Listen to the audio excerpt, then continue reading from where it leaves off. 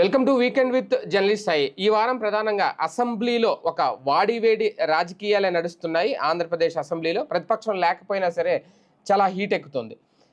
తాజాగా అయితే బాలకృష్ణ గారి ఎంట్రీతో ఆయన చేసిన వ్యాఖ్యలతో మరింత హీట్ ఎక్కింది సభ అని చెప్పుకోవాలి. అలాగే మెడికల్ కాలేజీల అంశం మీద కూడా ఈ వారం దాదాపుగా ఒక క్లారిటీ వచ్చేసిందా, పీపీపీ విధానంలోనే ముందుకెళ్తామని, అలాగే పీపీపీ విధానంలో వెళ్తే రేపొద్దున్న తాము అధికారంలోకి వస్తే ఏం చేస్తామనే దానికి సంబంధించి కూడా జగన్మోహన్ రెడ్డి గారు వైసీపీ ఒక స్టాండ్ అయితే తీసుకున్నారు. ఆ క్లారిటీ కూడా ఇచ్చేసినట్టు కనిపిస్తుంది. తాజాగా జగన్మోహన్ రెడ్డి గారు తన కోర్ టీంతో ఒక సమీక్ష సమావేశం నిర్వహించారు. వైసీపీ ఎలా ముందుకు వెళ్ళబోతుంది అనే దానికి సంబంధించి ఎంతవరకు ఆయన క్లారిటీ ఇచ్చారు, అలాగే కార్యకర్తలకి ఇచ్చిన ఆయన భరోసా ఏంటి, ఈ డిజిటల్ బుక్ ద్వారా మరిన్ని కీలక అంశాల మీదే చర్చించే ప్రయత్నం చేద్దాం ఇవాళ వీకెండ్ విత్ జర్నలిస్ట్ స్థాయిలో. సార్, ముందుగా ప్రస్తుతం చాలా వేడిగా ఉంది కాబట్టి అసెంబ్లీలో ప్రతిపక్షం లేకపోయినా సరే ఈసారి సమావేశాల్లో మొదటి నుంచి బోండా ఉమా గారు చేసిన వ్యాఖ్యల దగ్గర నుంచి, గోరంట్ల బుచ్చే చౌదరి గారు మాట్లాడిన మాటలు, పౌర సరఫరాల శాఖ దగ్గర నుంచి ఇలాగంటే అసెంబ్లీలో ప్రతిపక్షం లేని లోటు ఏమన్నా తీరుతుందా వీళ్ళ వ్యాఖ్యలతో? తాజాగా బాలకృష్ణ గారు మరింత హీట్ ఎక్కించారా? ముందు సభా వ్యవహారాలను జరుగుతున్న తీరుని ఎలా చూడాలి? కొంచెం జాగ్రత్త పడాల్సిన అవసరం ఉంది. స్పర్ధ అనేది బిగిన్ అయిన తర్వాత అది పెరగకుండా చూసుకోవాలి.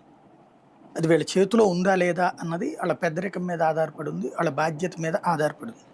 యాక్చువల్గా పరస్పరం భిన్న ధృవాలు ఇద్దరు కూడా, మెగా కుటుంబం, నందమూరి కుటుంబం, లేదా సామాజిక వర్గాల పరంగా కూడా ఒక భిన్నమైనటువంటి వాళ్ళు. ఒకళ్ళంటే ఒకళ్ళకి పడే బ్యాచ్ కాదు ఫ్రమ్ ద బిగినింగ్. కానీ శత్రువుని చూసి వీళ్ళకంటే పవర్ఫుల్ శత్రువు కాబట్టి వీళ్ళిద్దరూ ఒక్కటయ్యారు, అంతే కదా. జగన్ అనేటటువంటి వ్యక్తిని చూసి భయపడి వీళ్ళిద్దరు ఒక్కటయ్యారు తప్పించి, లేకపోతే వీళ్ళిద్దరికి మానసికంగా కలిసే క్యారెక్టర్లు కాదు. అది ఫ్రమ్ ద బిగినింగ్ 30 ఏళ్ల నుంచి నడిచింది, 30-40 ఏళ్ల నుంచి. దాన్ని ఇప్పుడు సరిచేసేటటువంటి ప్రక్రియలో ఈ వయసులో పెద్దరికంగా చంద్రబాబు గారు ప్రయత్నించారు. వాస్తవంగా టెంపర్ ఎక్కువగా ఉండేటటువంటి పవన్ కళ్యాణ్ కూడా చాలా వరకు తనని తాను తగ్గించుకుని సర్దుకున్నాడు ఓ రకంగా చెప్పాలంటే. ఇది వాళ్ళిద్దరూ వాళ్ళ భవిష్యత్ రాజకీయ వ్యూహాల రీత్యా కావచ్చు, లేదా జగన్ అనే ప్లేస్ మీద, జగన్ మీద ద్వేషంతో కావచ్చు, ఇద్దరు ఒకటయ్యారు అంతే తప్పించి ఇద్దరు ఒకళ్ళకొకళ్ళు ప్రేమతో అయినాళ్ళు కాదు. జగన్ అనే బూచి కారణంగా ఒకటయ్యారు. సరే, పవర్లోకి రాకముందు అది బాగుంటుంది, కానీ పవర్లోకి వచ్చాక పవర్ ఎంజాయ్ చేసే క్రమంలో ఒక సైకలాజికల్ ఫీలింగ్స్ ఉంటుంది. వెరీ సింపుల్, ఈజీగా అర్థమయ్యే భాషలో చెప్పాలంటే, మనం ఇద్దరం కలిసి వెళ్తున్నాం, ఇద్దరం కలిసి సాధించినప్పుడు మొదట అబ్బా నీ వల్లనే నేను గెలిచాను, నా వల్లనే నువ్వు గెలిచావు, ఇద్దరం మాట్లాడుకున్నాం. రోజు పోయే కొద్దీ పక్కనోళ్ళు చేరతారు. వీళ్ళు పవర్లో లేనప్పుడు చేరరు, లేదా పవర్లో లేనప్పుడు దూరం నుంచి చూస్తుంటారు. పవర్లోకి వచ్చాక చేరే ఐఏఎస్లు, ఐపీఎస్లు, ధనవంతులు, కోటీశ్వర్లు, పారిశ్రామికవేత్తలు, వ్యాపారులు, వీళ్ళు ఏంటంటే వీళ్ళు ఏదో పని అడుగుతారు. అడిగినప్పుడు వీళ్ళు మనల్ని కన్విన్స్ చేయడం కోసం ఎవరో ఒకళ్ళని దొంగ చూపెట్టాలి. జగన్ చూపెట్టడానికి వీళ్ళకి అవసరం లేదు, ఎందుకంటే ప్రభుత్వంలో లేడు కదా జగన్. ఉన్నటువంటి వాళ్ళల్లో ఒకళ్ళ మీదన ఒక కామెంట్ చేస్తూ వాళ్ళకంటే నువ్వు గొప్పోడు అని చెప్పే ప్రయత్నం చేస్తారు. ఆ టైంలో జాగ్రత్తగా ఉండాలి, నువ్వు మా మధ్యన విభేదాలు సృష్టించే ప్రయత్నం చేయబాకరా నువ్వు అని. ఇది చేసేది మన మిత్రులే, మన బంధువులే, మన సన్నిహితులే, మన వ్యాపారులే, మన పారిశ్రామికవేత్తలే. అది చాలా జాగ్రత్తగా ఉండాలి. అక్కడే ఎప్పుడైనా సరే విభేదాలు వచ్చేది, అక్కడే ఎప్పుడైనా సరే విడిపోయేది, గొడవలు వచ్చేది. భారతీయ జనతా పార్టీతో ఇదివరకు మొదటంతా బాగుండి చివరిలో విభేదాలు ఎందుకు వచ్చినాయి? చుట్టూ చెప్పేవాడి మాటల్ని నమ్మి, అంతే కదా. లేకపోతే ఏమైనా ఉంది అందులో ఆ రోజున 2018లో? అదే కనుక ఆ రోజున బీజేపీతో కంటిన్యూ అయ్యింటే అసలు జగన్ అధికారంలోకి వచ్చి ఉండేవాడు కాదు, వీళ్ళు ఇంకో ఈ మాటలు మాట్లాడడానికే ఉండేది కాదు. కానీ ఆ రోజునేంటి, పవన్ కళ్యాణ్ పట్ల ఒక ఈర్ష్య, అదే సందర్భంలో బీజేపీ వీళ్ళిద్దరేంది, వీళ్ళిద్దరు వాళ్ళు కాదు మేమే వచ్చాం అనేటటువంటి ఒక ఫీలింగ్ వచ్చేసింది. అది ఆనాడు దెబ్బతీసింది, ఒక టర్మ్ దూరం చేసింది. ఈ ట్రిప్ అందుకనే ప్రతి నిమిషం కూటమి కూటమి కూటమి అని మాట్లాడుతున్నారు, బాగానే ఉంది. అయితే మీరు చూడండి, సిరీస్ ఆఫ్ సీక్వెన్స్ చూస్తే మొదట్లో అడ్వర్టైజ్మెంట్స్లో కానీ అన్నిట్లలో మోడీ, చంద్రబాబు, పవన్ ఈ బొమ్మలు కనిపించినాయి. ఆ తర్వాత పవర్లోకి వచ్చిన తర్వాతన మోడీ బొమ్మ ఎందుకు పెట్టలేదు ఆంధ్రాలో? చంద్రబాబు పవన్ కళ్యాణ్ బొమ్మలు పెట్టమన్నారు ప్రభుత్వ కార్యాలయం, గుర్తుంది కదా. అన్ని చోట్ల కూడా వాస్తవంగా అది ఒక అడుగు ముందుకేసారు చంద్రబాబు నాయుడు గారు అనుకున్నాం, కరెక్ట్. కానీ కూటమి అంటే ముగ్గురు కదా, ముగ్గురులో ఒక బొమ్మ ఎందుకు తీసేశారు? అది పట్టించుకోలేదు పవన్ కళ్యాణ్. ఇక్కడ ఉన్నది గెలిచిన ఎమ్మెల్యేలు లేకపోతే ఎంపీలు వీళ్ళందరూ కూడా తెలుగుదేశం వాళ్ళు అయ్యేటప్పటికి వాళ్ళు ఎవడు అడగరు. ఆ గెలిచిన ఒక ఎంపీ ఆయన ఒక్కడే, శ్రీనివాసవరం ఒక్కడే కాస్త బీజేపీ ఆత్మ ఉండేవాడు. ఆయనకి కూడా ఎందుకు ఈ గొడవలో మనం అనుకున్నాడేమో, ఆయన కూడా అడగలేదు. అదేంటండి మోడీ గారి బొమ్మ కూడా పెట్టాలి కదా, 5 ఏళ్ళు ఉండాలి ఎందుకులే అనుకున్నారేమో, ఆయన సైలెంట్ అయిపోయాడు. లేదు నేను పుట్టుకతో ఆర్ఎస్ఎస్ అని చెప్పుకునే సత్యకుమార్ యాదవ్ తన మంత్రి పదవి తీసుకున్నాడు, కానీ మోడీ బొమ్మ మీద మా దగ్గర ఉండాలి కదా అని అడగాలి కదా, అడగలేదు. మోడీ బొమ్మ లేదు, అక్కడ ఫస్ట్ మైనస్ అయింది. ఆయన పట్టించుకోలేదు, సరే బీజేపీ కాబట్టి అయిపోయింది. అదే సందర్భంలో ఇదివరకు అడ్వర్టైజ్మెంట్స్లో చూస్తే, పేపర్ అడ్వర్టైజ్మెంట్లో చంద్రబాబు పవన్ కళ్యాణ్ బొమ్మలు ఉండే, తర్వాత ఇప్పుడు చంద్రబాబు లోకేష్ బొమ్మలు కనబడుతున్నాయి. అప్పుడప్పుడు పవన్ కళ్యాణ్ కూడా ముగ్గురు ఫేసులు పెడతారు. తర్వాత చంద్రబాబుది పెద్ద ఫేస్ అవుతుంది, పవన్ కళ్యాణ్ది చిన్న ఫేస్ అవుతుంది. ఇవన్నీ కామ్గా జరిగిపోతున్నాయి. ఇవి ఎక్కడా కూడా వీళ్ళు అబ్జెక్ట్ చేయట్లేదు, వాళ్ళు పట్టించుకోవట్లేదు. ప్రశాంతంగా నిదానంగా డామినెన్స్ వచ్చింది. ఇది వీళ్ళు ఆ డామినెన్స్ గురించి జనసేన వాళ్ళు చెప్తున్నారు, అయ్యా మమ్మల్ని అసలు బతకనీయట్లేదు, తిరగనీయట్లేదు, మనోళ్ళని కొడుతున్నారు, మనకి ఏ పని జరగట్లేదు. వాళ్ళ ఎమ్మెల్యే దగ్గరికి వెళ్తేనేమో మనల్ని అసలు స్టేజ్ మీద కూడా రానియరు, మన ఎమ్మెల్యే ఉన్న చోట వాళ్ళ మాత్రం ఖచ్చితంగా స్టేజ్ మీదకి వస్తున్నారు. అసలు బీజేపీ వాళ్ళైతే ఎక్కడైనా వాళ్ళు పట్టించుకోవట్లేదు, మమ్మల్ని పట్టించుకోవట్లేదు. ఈవెన్ వాళ్ళ ఎమ్మెల్యేల దగ్గర మళ్ళీ టీడీపీ వాళ్ళకి హైప్ ఉంటుంది, అక్కడ కూడా వాళ్ళకి బీజేపీ వాళ్ళని మిగతా నియోజకవర్గాలు అసలు పట్టించుకోవట్లేదు. వాళ్ళ అధినాయకత్వాలు వాళ్ళ రాష్ట్ర నాయకత్వాలు వదిలేసి అదేదో మన వరకు చూసుకుంటే చాలే అనేటటువంటి టోర్లోనే ఉన్నారు. ఈ కింద స్థాయిలో నేను అనేది జనసేన వాళ్ళు కనీసం మమ్మల్ని పట్టించుకోవట్లేదని చెప్పి ఏదో గగ్గోలు పెడుతున్నారు, గోలు పెడుతున్నారు. బీజేపీ వాళ్ళు అయితే వాళ్ళు పూర్తిగా లైట్ తీసేసుకున్నారు అంటున్నాను, వాళ్ళని పట్టించుకోవట్లేదు అనే విషయం వాళ్ళు కూడా పట్టించుకోవట్లేదు అంటున్నాను నేను. అదే అట్లా అయిపోయింది. ఇప్పుడు పరిస్థితి ఏందయ్యా అంటే కింద వాళ్ళ దగ్గరకు వస్తే పట్టించుకోకపోతే రేపు నీకెందుకు వాల్యూ వస్తుంది? ఇవాళ ఆ స్టేజీకి పతాకం అంటే సైకలాజికల్ గా పవన్ కళ్యాణ్ ఏమంటారు, నేనే గెలిపించాను, నేనే ఆ రోజు జైల్లో ఉంటే. వాస్తవంగా ఎప్పుడు జరిగిపోయింది అది? పవన్ కళ్యాణ్ తగ్గడం బిగిన్ చేసింది 4 ఏళ్ల క్రితమే. ఇప్పుడు కుప్పంలో చంద్రబాబు గారు ఎవరో కార్యకర్త అన్నాడు, అప్పుడు దాకా ఎవడు అసలు కనీసం ఎవడో రోడ్డు మీద కేకలు 100 మంది వేస్తారు, అవన్నీ వేస్తారా? హెడ్డింగ్లు వెయ్యరే, అవన్నిటికీ స్పందిస్తారా చంద్రబాబు గారు? చెయ్యరే. ఆ రోజున ఆయన టాక్టికల్ గా మాట్లాడిన మాట ఏంటిది, ఎవరో అడుగుతారు జనసేనకి పొత్తు పెట్టుకుంటే బాగుంటుంది కదా సార్ అని, నేను పెట్టుకోవాలి, ఇదే దానికి 1 సైడెడ్ అయితే కుదరదు కదా, 1 సైడ్ లవ్ అని చెప్తారు. వెంటనే పవన్ కళ్యాణ్ గారు బహిరంగ సభ పెట్టేసేసి మేము రెడీ అని చెప్తాడు. అక్కడే అర్థమైపోయింది పవన్ కళ్యాణ్ ఇక తను సింగిల్ గా అయితే తను కూడా గెలవడం కష్టం, అధికారంలోకి రావడం ఇబ్బంది అని గ్రహించి తెలుగుదేశంతో అయితేనే మనం సాధ్యం. ఎందుకంటే ఇప్పుడు జగన్కి ఒక మీడియా ఉంది, పేపర్ ఉంది, కొంత సోషల్ మీడియా ఉంది. చంద్రబాబుకి అయితే నా 6 ఛానళ్ళు ఉన్నాయి, ఇదంతా అలాగే పోయినంత శక్తి ఉంది. ఇక్కడ మనకు వచ్చేటప్పటికి అట్లా లేదు అని డిసైడ్ అయిపోయారు. కాబట్టి ఆ టైపులో ఇక ఆయన ఎలాగైనా అంటే ఒక్కసారి గెలిచి చూడాలని కలిసి పెరిగిపోయింది. ఎందుకంటే వైసీపీ వాళ్ళు ఎప్పటికప్పుడు 2 చోట్ల ఓడిపోయినాడు అనేటటువంటి మాట. దాంతో పాటు లోకేష్ కూడా అదొక కసి రేగింది, ఫస్ట్ పోటీ చేయడం ఓడిపోవడం అన్నటువంటి. వీళ్ళిద్దరూ కూడా కసిగా ఉన్నారు. అందుకని కలవడం ముందు ఎట్లయినా సరే జగన్ ఓడగొట్టాలన్నటువంటి కసితో ఉండటం వలన అప్పుడే ప్రారంభమైంది. దానికి ఒక వేదిక ఇక్కడ ఏది జైలుకి వెళ్ళినప్పుడు అన్నటువంటిది. పోనీ అక్కడెక్కడన్నా నిలకడగా ఉన్నారా? ముందు రోజున హైదరాబాద్ నుంచి వచ్చినప్పుడు రోడ్డు మీద పడుకున్నది ఏంటి, నేను మా ఆఫీస్కి వెళ్తాంటే ఆపారు, అంతేకాని చంద్రబాబుని పరామర్శిస్తానికి వెళ్తాంటే ఆపారు అనలేదు ఆయన. అప్పుడు లేకపోతే సిఐడి కార్యాలయం దగ్గరికి పోవాలి కదా, ఆయన వెళ్ళలేదు కదా. అంటే అర్థం ఏంటి అక్కడ జరుగుతున్నటువంటిది? ఆయన అక్కడ కూడా కొంచెం వెనక ముందు ఆడుతున్నారు. తర్వాత మరి చంద్రబాబు గారి నుంచి ఈయనకి కబురు వచ్చిందో, ఈయన చంద్రబాబు గారికి కబురు చేస్తే ఆయన ఓకే అన్నారు, పరామర్శించడానికి వెళ్ళేసి వచ్చిన రోజున కూడా ఏమన్నారు, ఆ చంద్రబాబు నాయుడుకి నేను చెప్పానని చెప్పారా, చంద్రబాబు నాయుడు తనకి చెప్పానని చెప్పారా? అది సరే ఆ రోజున ఎవరి వాదనలు ఆడుకున్నాయి, అయిపోయింది. ఫైనల్గా వచ్చేటప్పటికి ఆయన అక్కడ ఇనిషియేటివ్ తీసుకున్నారు, పొత్తు అనౌన్స్ చేశారు, అయిపోయింది. ఆయన వరకు కంఫర్ట్. ఇప్పుడు ఆయన డిప్యూటీ సీఎం అనేది ఎంజాయ్ చేస్తారు, ఆయన మాట్లాడే ప్రతి మాటలో ఆస్వాదిస్తం కనబడతా ఉంటుంది. ప్రతి స్పీచ్లో కూడా ఆయన సినిమా ఫంక్షన్లో కూడా డిప్యూటీ సీఎం అయ్యానన్న ఫీలింగ్ కూడా నాకు లేదు, ఇక్కడికి వస్తే ఎంజాయ్ చేస్తాను ఇట్లాంటిదంటే పద్దాక దాన్ని ఆస్వాదిస్తున్నారు. ఆయన జీవితంలో ఎమ్మెల్యే ప్లస్ డిప్యూటీ సీఎం అనేది ఇంతకుముందు ఏ డిప్యూటీ సీఎం అంతగా ఆస్వాదించలేదు.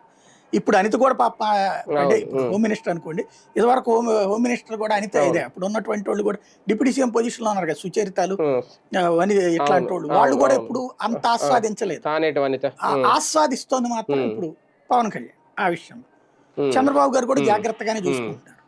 కానీ ఇంటర్నల్ గా ఎలాంటి ఫీలింగ్ ఉంది అన్నటువంటిది ఇప్పుడు స్పష్టంగా కనబడింది. అంటే మొన్నటి వరకు గ్రౌండ్ లెవెల్లోనే ఇది ఉంది అని అనుకున్నాను సార్, ఇది ఇప్పుడు అసెంబ్లీ వరకు వచ్చేసింది. అంటే వాళ్ళ మంత్రుల్ని వాళ్ళ శాఖల్ని తెలుగుదేశం పార్టీ వాళ్ళు టార్గెట్ చేస్తున్నారు, అసెంబ్లీలో నిలదీస్తున్నారు, ప్రశ్నిస్తున్నారు. అంటే అంటే భవిష్యత్ రాజకీయాలు ఇద్దరి మధ్య ఏమైనా గ్యాప్ పెంచే అవకాశం కనిపిస్తుంది? వీళ్ళిద్దరూ ఉన్నంత వరకు ఏ ప్రాబ్లం లేదు. పవన్ కళ్యాణ్కి, చంద్రబాబుకి, లోకేష్కి, ఈ ముగ్గురికి మధ్యన సంబంధం అదే బాగున్నంత వరకు ఏ ప్రాబ్లం ఉండదు. అంటే కింద స్థాయిలో విభేదాలు ఉన్నా సరే ఇంకా ఇక్కడైతే ఏం నేననేది ఏంటంటే కాస్త తెలివిగా ఇప్పుడు వ్యవహరించండి.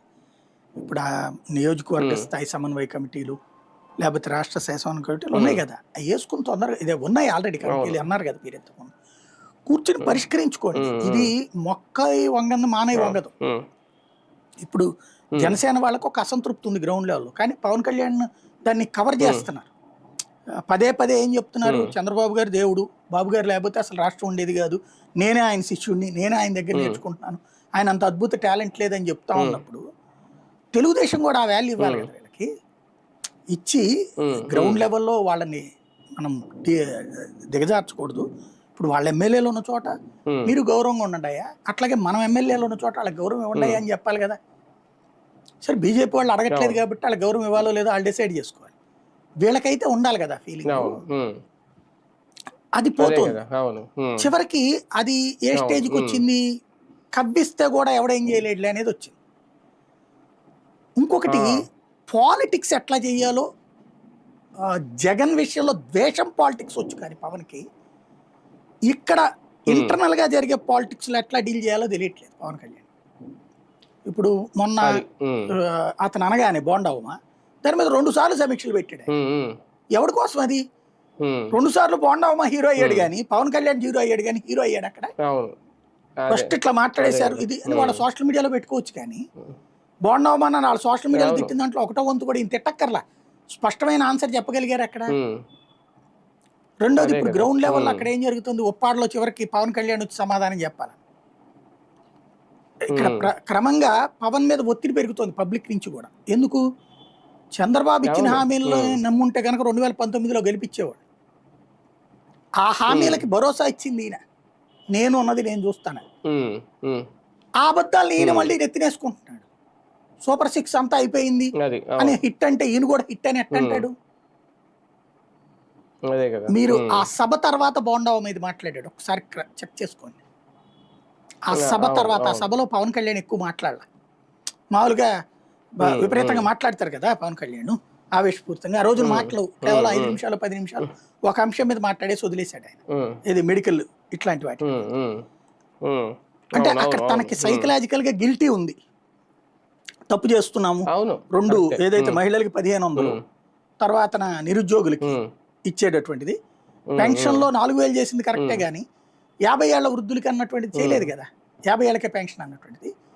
ఈ 3 లేదు, అసలు దాని ప్రస్తావనే లేకుండా సక్సెస్ అని 100 సార్లు మాట్లాడితే అయిపోతుంది అనుకుంటే, సైకలాజికల్ గా ఈయన కొత్తవాడు కదా రాజకీయం అంటే, కొంత ఈ పాలిటిక్స్ లో ఉండేటటువంటి డ్రమటైజేషన్ చేతకాల పవన్ కళ్యాణ్ కొంత అది ఉండి ఎక్కువ మాట్లాడినట్లేడు.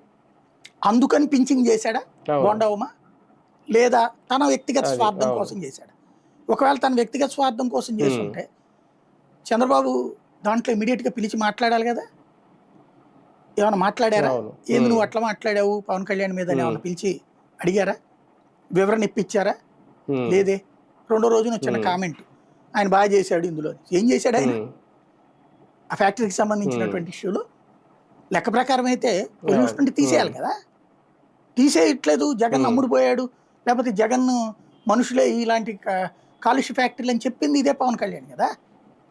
ఇవాళ ఏమంటున్నారు అదే పవన్ కళ్యాణ్, ఫ్యాక్టరీలను పారిపోతే ఎట్లయితే అంటున్నారు. మరి అదే పని జగన్ చేస్తే తప్పని ఎందుకన్నా నువ్వు? జగన్ వదిలేస్తే ఎల్జీ పాలిమర్స్ విషయంలో జగన్ మీద ఎంత దుర్మార్గంగా చిత్రీకరించారు. ఇప్పుడు ఎన్ని ఫ్యాక్టరీలో ప్రమాదాలు జరిగినాయి వీళ్ళు వచ్చాక? మరి ఏ ఫ్యాక్టరీని ఎందుకు సీజ్ చేయలేదు? ఎల్జీ పాలిమర్స్ అయితే క్లోజ్ చేసేదాకా వదిలిపెట్టలేదు వీళ్ళు. ఎల్జీ పాలిమర్స్లోనూ పొల్యూషన్ కారణం క్లోజ్ చేయాలా. ఆ అమర్ రాజా బ్యాటరీస్ విషయంలోనే పొల్యూషన్కి సంబంధించినట్టు వాళ్ళ హెల్త్ చెకప్ కూడా చేయాలి. అంటే ఎక్కడికక్కడ మారుతుంటే ఈయన కాంప్రమైజ్ అయిపోతున్నాడు ఈయన స్థిరత్వం కోసం. ఎంత చేస్తే ఇప్పుడు ఇదివరకు వాళ్ళ అమ్మని తిట్టాడని ఒకప్పుడు విమర్శించినాడు. జగన్ని ఏ విషయంలో ద్వేషించాడు పవన్ కళ్యాణ్ చూపించింది. ఆ సినిమా వాళ్ళని అక్కడికి పిలిచిన టైంలో డ్రామాటిక్ చేసింది చిరంజీవి, అంతేగాని జగన్ డ్రామాటిక్ చేయమంట కదా. నువ్వు నాకు 2 చేతులు ఎత్తి నమస్కారం పెట్టాను అండగదా. ఆయన ఏదో చిరంజీవి గారు సినిమా యాక్టర్ కాబట్టి డ్రామాటైజ్ చేస్తూ 2 చేతులు ఎత్తి అడుగుతున్నావు అంటాం. పవన్ అప్పుడు ఏమన్నాడు జగన్? ఏమన్నా నేను మీరు చెప్తే నేను ఏమన్నాడా? లేదు, వెంటనే రేట్లు పెంచడానికి ఒప్పుకున్నాడు కదా, పరిష్కరించాడు కదా. కానీ అతన్ని ఎలాంటి కాన్సెప్ట్లో తీసుకెళ్లారు? జగన్ ఒక సైకో, అది నా మన్నయ్య చేత దండం పెట్టిస్తావా, మొత్తం అసలు సామాజిక వర్గాన్ని మొత్తాన్ని రెచ్చగొట్టారు, చేతులు ఎత్తి ఇచ్చాడు అనేడు. కానీ ఇప్పుడు చిరంజీవి ఏం చెప్పారు? చాలా గౌరవంగా రిసీవ్ చేసుకున్నారు, బాగా చూసుకున్నారు. ఇదే మొక్క చిరంజీవి ఆ రోజున చెప్పు ఉండాలి కదా. అప్పుడు ఇదే పవన్ కళ్యాణ్ అన్నప్పుడు చెప్పు ఉండాలి కదా, చెప్పలేదు. చివరికి ఇప్పుడు తననే అసెంబ్లీలో అందరూ ఎదురుకుండా వంచారు. ఆ రోజున గౌరవిస్తే తప్పని చెప్పారు, గౌరవించలేదని చెప్పి. ఈ 2 ఘటనల తర్వాత సార్, అంటే బోండావమ్మ గారు మాట్లాడిన, గోరంట్ల బుచ్చయ్య చౌదరి గారు నాదెండ్ల గారిని పౌర సరఫరాల శాఖ గురించి మాట్లాడిన తర్వాత, ఓకే ఆయనకి ఏదో హెల్త్ బాగాలేదు, అనారోగ్యంతో అసెంబ్లీకి రావట్లేదు అన్నారు పవన్ కళ్యాణ్ గారిని. కానీ ఓజీకి సంబంధించిన మీటింగ్లు అయితే అటెండ్ అయ్యారు. ఒక అవమానంగా ఏమన్నా భావించి సభ నుంచి వెళ్ళారని అనుకోవచ్చా? నేను అట్లా ఓజీ ఫంక్షన్ రోజున అటెండ్ అయిన తర్వాత నుంచి అసెంబ్లీకి రావట్లేదు. మేబీ ఆ రోజున కుండపోత వర్షం కదా, ఆ వర్షంలో తడిశారు.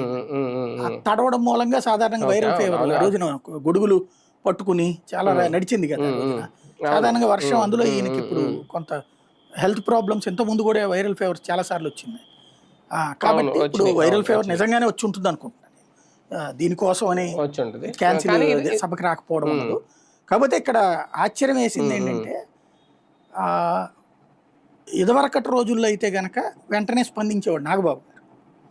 ఆయనకే హెల్త్ ప్రాబ్లం లేదు, ఆయన మాట్లాడలేదు.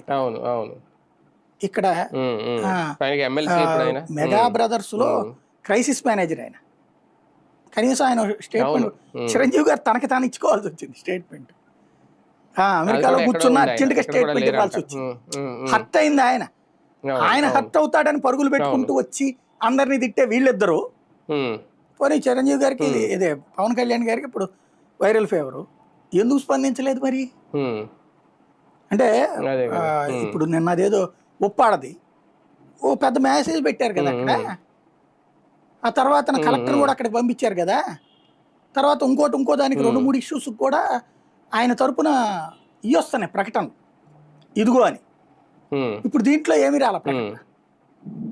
ఇప్పుడు మరి ఏమన్నా మనం ఈ వీడియో మీరు టెలికాస్ట్ చేసేటప్పుడు ఎంత టైం పడుతుందో తెలియదు, కానీ మనం ఈ వీడియో చేసేంత వరకు అయితే ఏ ప్రకటన రాలేదు ఇద్దరి నుంచి కూడా.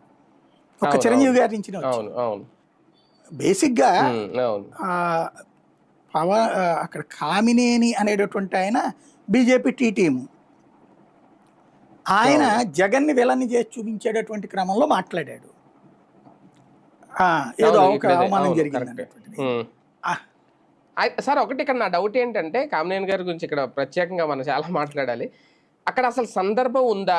జగన్నే అక్కడ ఆ సందర్భంలో ఏదో అతను శాడిస్టు అని ఒక చూపించే ప్రయత్నం, అక్కడ ఎవరో మెప్పు పొందాలని, అంటే సభలో బాలకృష్ణ గారు కొంచెం రేర్గా వస్తుంటారనుకోండి, సభకి కంప్లీట్గా రారని నేను అన్ను.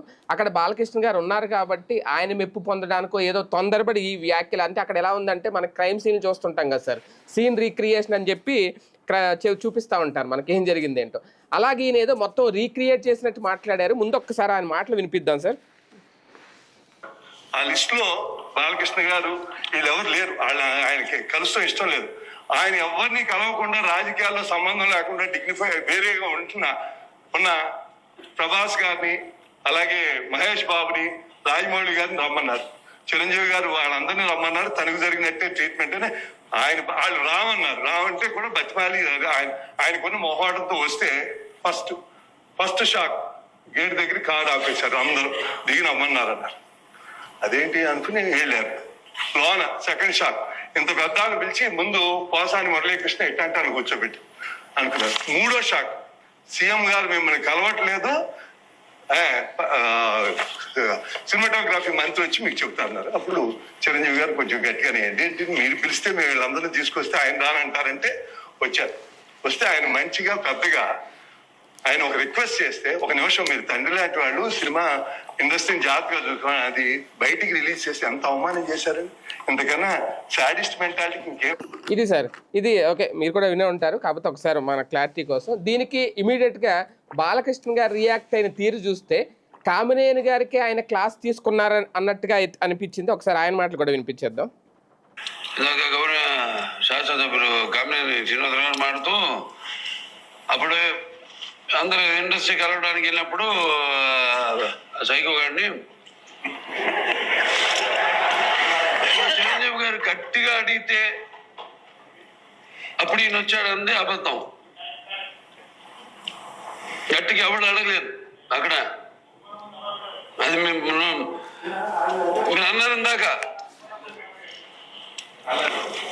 ఏదో గట్టిగా అడిగితే ఈయన వచ్చాడు మళ్ళీ కలవడానికి, లేకపోతే ఏదో సినిమాటోగ్రఫీ వచ్చాడు కలవమన్నారు అని.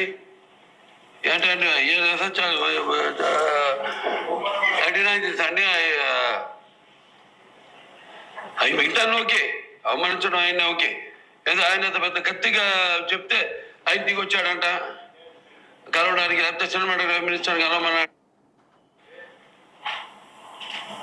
9వ పేరు వేశాడు.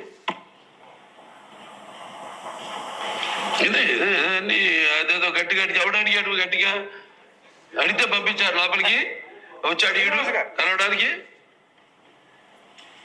Sorry, clarify very good non sense. Lastly నేను అన్నది పదం కూడా సార్ నాన్ సెన్స్ అని. బాలకృష్ణ గారు ఇదంతా వినే ఉంటారు అందరూ. అంటే అక్కడ కామినేని గారికి సపోర్ట్ వస్తుంది అనుకుంటే రివర్స్ అటాక్ తగిలిందా బాలకృష్ణ గారి నుంచి? ఆయన ఏంటంటే బాలకృష్ణ గారు తను గుర్తుపెట్టుకుంటారులే అన్న ఉద్దేశంతో మాట్లాడారు. జగన్ని ద్వేషిస్తాడు కాబట్టి బాలకృష్ణ ప్లస్ కూటమిలో ఉన్నారు కాబట్టి జగన్ గురించి తిడతన్నాం కాబట్టి పని అయిపోతుందని ఆయన ఆశపడ్డాడు. ఇంకోటి వీళ్ళందరికీ కూడా అదే ఫీడ్బ్యాక్ ఉంది. ఇప్పుడు ఎట్లా ఉంటుందంటే మెంటాలిటీ, ఇప్పుడు మొన్న పవన్ కళ్యాణ్ గారు ఈ సినిమా ఫెడరేషన్ వాళ్ళు వచ్చారు, రాగానే ఎదురెళ్ళామన్నారు, రిసీవ్ చేసుకున్నాడు ఏంటి ఆయన? వాళ్ళందరూ వచ్చి కూర్చున్నాకే కదా వచ్చింది పవన్ కళ్యాణ్, కాసేపు అయ్యాక కదా వచ్చింది.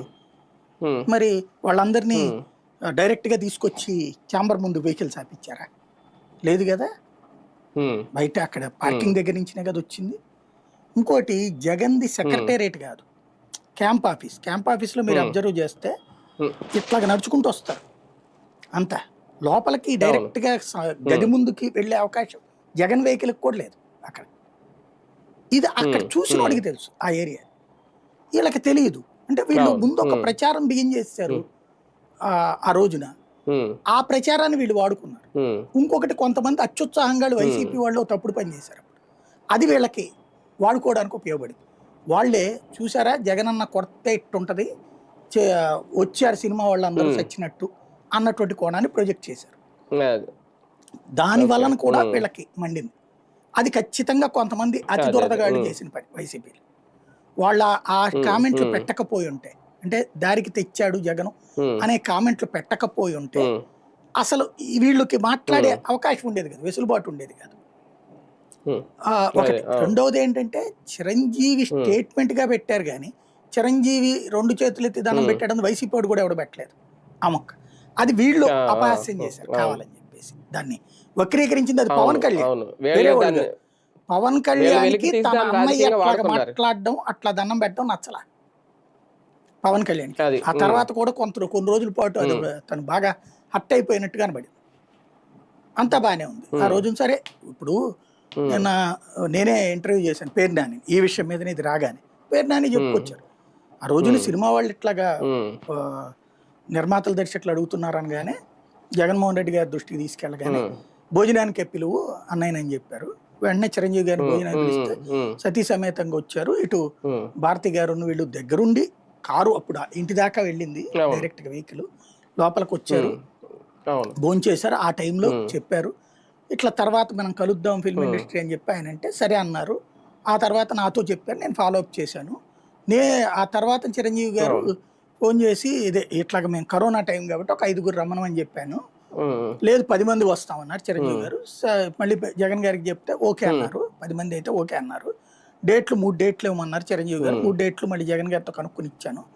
ఇచ్చిన తర్వాత ఆ రోజున వచ్చారు. వచ్చిన తర్వాత ఈవెన్ 6 నెలలకు ఒకసారి ఎట్టండి మీటింగులు పెట్టండి అని చెప్పి ఈ మీటింగ్ అయిపోయాక మహేష్ బాబు గారు కూడా అన్నారు, మేము ఏదో సీఎం అంటే కొంచెం ఏదో యూయిస్టిక్ గెట్లు ఉంటారు అనుకున్నాము, ఇంత సరదాగా మాట్లాడతారు, సరదాగా నవ్వుతూ మాట్లాడతారంటే మావి కూడా పరిష్కారం అవుతూ ఉంటుంది, సరదాగా 6 నెలలకు ఒకసారి మీటింగ్ పెట్టండి అంటే లేదన్నా మీరు ఎప్పుడు కావాలంటే అప్పుడు రావచ్చు అని చెప్పారు. ఇదంతా అతను చెప్పింది. మరి అందులో వాస్తవం ఉండొచ్చు, లేకపోతే ఇదైనా ఉండొచ్చు. అది మహేష్ బాబు చెప్పాలి, లేకపోతే వీళ్ళు చెప్పాలి. చిరంజీవి గారు అయితే ఎక్కడ నెగిటివ్ మాట్లాడలేదు. కానీ నెగిటివ్ గా మాట్లాడుతున్న దాన్ని కంట్రోల్ చేయలే ఈ రోజు వరకు. తన దాకా వస్తే కానీ తెలియదు. ఈయన చెప్పిన మూడో షాక్ మీద కాదు సార్, ఈయన చెప్పిన మూడో షాక్ మీద క్లారిటీ ఏంటి అంటే, పేర్నాని గారు చెప్పారా మీకు? ముందు కలవడానికి వస్తే సినిమాటోగ్రఫీతో మంత్రితో మాట్లాడన్నప్పుడు అప్పుడు చిరంజీవి గారు గట్టిగా మాట్లాడితే అప్పుడు చెప్పారు ఇది మూడో షాక్ అన్నారు కదా. అది తప్పని చెప్పి అసలు అట్లాగేం లేదు. రాగానే నేనే ఎదురెళ్ళి రిసీవ్ చేసుకుని తీసుకొచ్చి కూర్చోబెట్టాను. సాధారణంగా మీటింగ్ కి ఇలా వచ్చారని చెప్పగానే వస్తారు అధికారులు. దాంట్లో అయితే ఒక 5 నిమిషాలు లేటుగా వచ్చిన ఇలాగ వీళ్ళు వచ్చారనగానే గబక్కన బయలుదేరి వచ్చారు బయటికి. వాస్తవంగా 3 పేర్లు మాత్రం అంటే చిరంజీవి గారు 10 పేర్లు ఇచ్చారు. అది కాకుండా 3 పేర్లు నాని సిఫార్సు చేశారు. ఎవరిదంటే వైసీపీకి అధికారంలో లేనప్పుడు కూడా పార్టీని భుజానేసుకున్నటువంటి పోసాని కృష్ణమురళి, ఆలి, వీళ్ళిద్దరితో పాటుగా ఆర్ నారాయణ. ఇది జగన్కి చెప్పాడట పవన్, ఈయన పేర్నాని చెబితే జగన్ అట్లా బాగోదేమో, చిరంజీవి అన్న ఎవరు చెప్తే వాళ్ళదే పెట్టండి అని చెప్పారట. అంటే లేదన్న మన కోసం ఇంతకాలం పార్టీ కోసం చించుకుంటున్న వాళ్ళని కనీసం అకామిడేట్ చేయకపోతే ఎట్లాగా, ఇందులో మీటింగే కదా అంటే ఒకసారి ఆలోచించని చెప్పి జగన్ గారు మళ్ళీ పవన్ పేర్నాని గారికి చెప్పారట. చెబితే లేదన్న మనం చెయ్యాలి ఇది అని చెప్పి ఆ డెసిషన్ ఈయన తీసుకున్నాడట. పేర్నాని మనకి ఇచ్చిన దాంట్లో అదే చెప్పుకోవచ్చు. నేను తీసుకున్నాను ఒక మంత్రి హోదాలో. అలాగా వీళ్ళ వైపు నుంచి 3 కూర్చున్నారు అన్నమాట. అందులో వీళ్ళ 3 ప్లస్ పేర్నాని అక్కడ టీలు అవి ఇవ్వడం, ఇస్తూ ఉండగా వాళ్ళు టీ తాగుతుండగానే జగన్ వచ్చి కూర్చున్నాడు అక్కడ కాన్ఫరెన్స్ హాల్. కూర్చోవడం, వీళ్ళందరూ కూడా ఎవరి ఇష్యూస్ వాళ్ళు చెప్పారు. వీళ్ళు చెప్పింది అక్కడ ఒకటే. ఫస్ట్ జగన్ చెప్పిన మాట ఏంటంటే, నేను నాకు ఏ ఉద్దేశంతో చేస్తున్నాను, మీ సినీ పరిశ్రమ బాగు కోసం చేస్తున్నా. మీ చిన్న నిర్మాతలే నాతో మాట్లాడారు, లేదా అనేక మంది నిర్మాతలే మాట్లాడుతున్నారు. ఏంటయ్యా అంటే ఇంత రేట్లు పెడితే టికెట్ సినిమాకి రావట్లేదు థియేటర్కి. మీరు ఆలోచించండి అన్న, ఒక థియేటర్కి ఒక సినిమాకి పోతే 2000 రూపాయలు పడతాయి ఒక కుటుంబానికి. ఎందుకంటే టికెట్ రూపంలో నలుగురికి 150 మినిమం 600, 250 రూపాయల టికెట్ అయితే 1000 రూపాయలు. ట్రాన్స్పోర్టేషన్ అటు ఇటు ఆటో గిటో ఎక్కువ వస్తే 200, 1200. ఏ పేలాలో గేలాలో తినాలి కదా, తింటే ఇంకొక 800, 2000 మినిమం చూడ్డానికి అవుతుంది. ఒగ్గబొట్టు కూర్చుంటే కూడా 1000-1200కి తక్కువ అవుతుంది. అట్లాంటి సిచ్యుయేషన్లో సినిమాకి ఇదివరకు మేము సినిమాలు చూసిన వాళ్ళం కదా, ఆ రోజుల్లో 10 రూపాయలు 20 రూపాయలు అండ్ 10 రూపాయలు అంటే ఎక్కువ కదా అప్పుడు. ఆ రోజుల్లో చాలా తరచూ సినిమాలకు వెళ్ళి మాకు వినోదం అంటే మన ఆంధ్ర వాళ్ళకి సినిమానే. అట్లాంటి సినిమాకి ఇప్పుడు థియేటర్కి రాకుండా జనాలు ఎందుకు పోతున్నారంటే ఈ భారీ రేట్లు. ఇది ఒకసారి అందుకని మేము ఈ నిర్ణయం తీసుకుంది, మీరు ఎట్లా చెప్తే అట్లాగా అన్నప్పుడు చిరంజీవి గారు చెప్పారట. ఇప్పుడేమో ఆ రోజుల్లో తరహాలో స్టోరీ బేస్డ్గా ఇట్లా కాన్సెప్ట్ కాదు, ఇప్పుడు టెక్నికల్ ఎక్కువ వాడాలా, ఖర్చులు ఎక్కువైపోతున్నాయి, ఇవన్నిటి రీత్యా చెప్పినప్పుడు ఓకే అని చెప్పి అప్పుడు మధ్య మార్గంగా టికెట్ రేట్ల పెంపు కొప్పుకుంటూ సేమ్ టైం ఈ ఎక్స్ట్రా బెనిఫిట్ షోస్కి విపరీతమైన రేట్లు, లేకపోతే రేట్లు పెంచుకోవడానికి సంబంధించి 40% షూటింగ్ ఆంధ్రాలో చేయాలి. అలాగే దాని పేరేంటది, మన ఈ యాక్టర్ల రెమ్యునరేషన్ కాకుండా 100 కోట్లు పైబడి సినిమాకి ఖర్చు అయితే ఆ జిఎస్టీ ఇదే ఆ ట్యాక్సెస్ కట్టి ఉంటారు కదా, ఆడిట్ రిపోర్ట్ పెడితే ఇస్తామన్నట్టు. ఇది ఉమ్, అప్పుడు ఒప్పుకున్నారు వాళ్ళు, ఎందుకంటే చట్టబద్ధంగా అది. కానీ అది ఆ ఇండస్ట్రీలో కడుపు రగిలింది జగన్ మీద, అదే పాయింట్.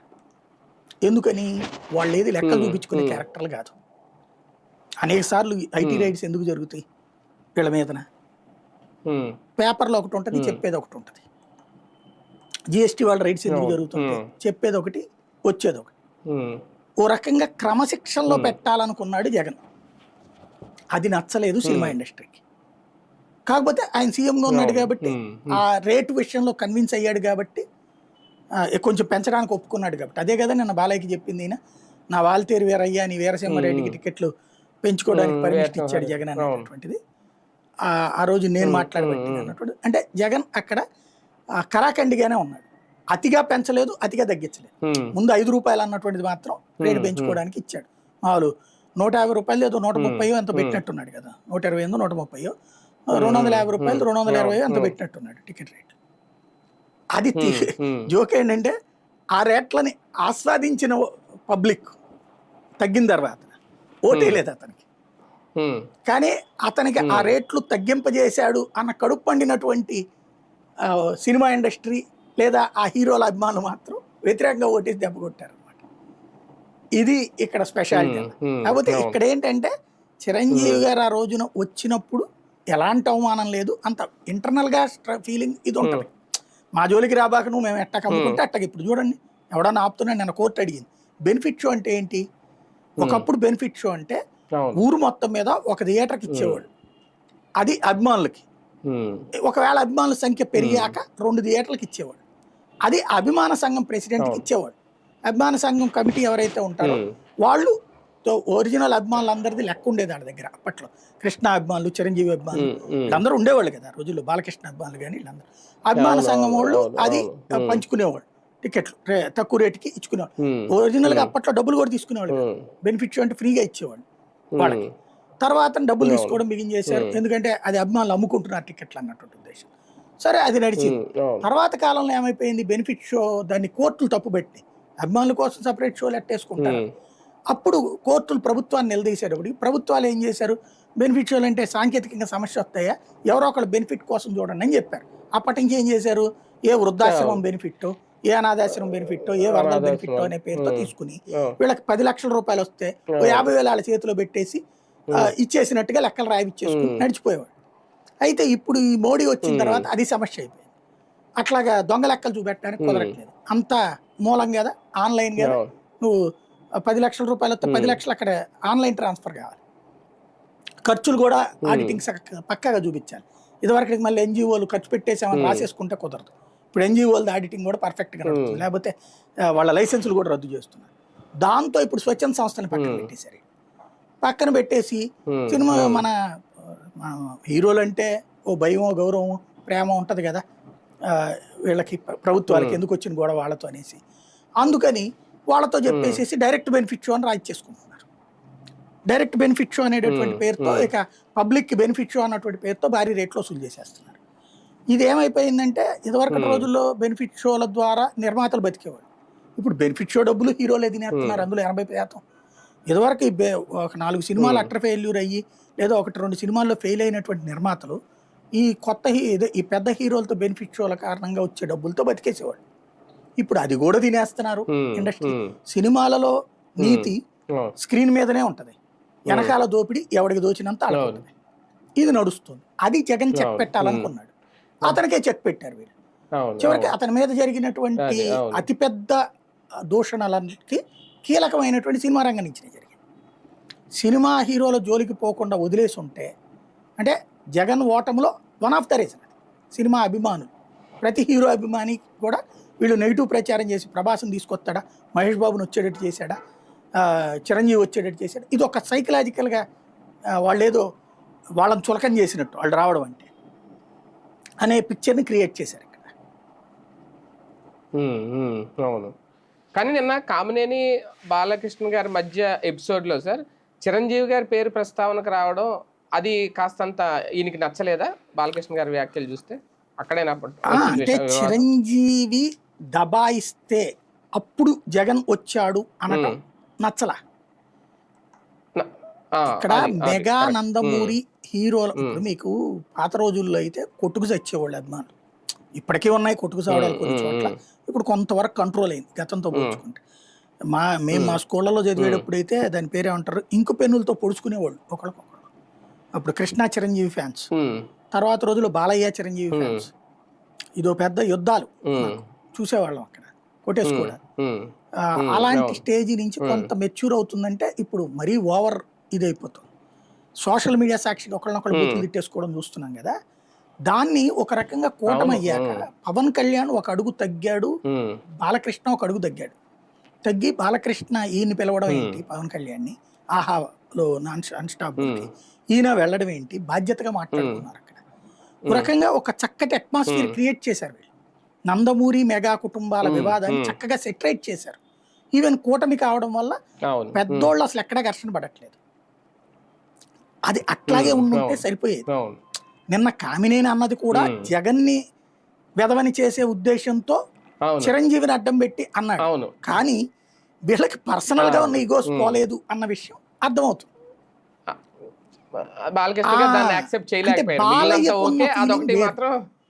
నాకు అర్థమైంది ఏంటంటే బాలయ్య మాట్లాడింది కాబట్టి తనని అవాయిడ్ చేస్తున్నారు.